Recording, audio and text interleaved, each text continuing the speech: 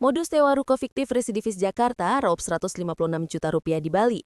Tangis Maharani Aisyah Rashid pecah saat dihadirkan di Polsek Denpasar Barat pada Senin 24 November. Perempuan asal Jakarta ini kembali ditangkap karena diduga melakukan penipuan dan penggelapan dengan modus penyewaan ruko di wilayah Denpasar dan Badung. Kapolsek Denpasar Barat, Kompol Laksmi Trisna Dewi menyebut Maharani menipu sedikitnya 6 korban.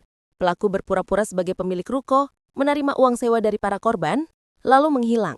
Aksi penipuannya berlangsung sejak Oktober 2025 dan menimbulkan kerugian total sekitar Rp156 juta.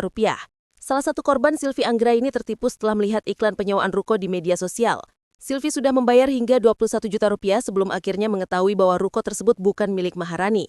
Setelah laporan diterima, unit Reskrim Polsek Denpasar Barat melakukan penyelidikan dan menemukan keberadaan pelaku di Jakarta Selatan.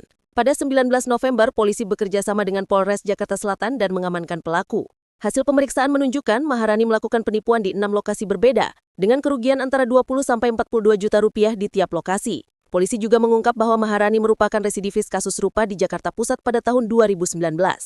Atas perbuatannya, pelaku dijerat pasal 378 KUHP tentang penipuan dan pasal 372 KUHP tentang penggelapan, dengan ancaman hukuman maksimal 4 tahun penjara. Polisi mengimbau masyarakat yang merasa pernah menjadi korban untuk segera melapor.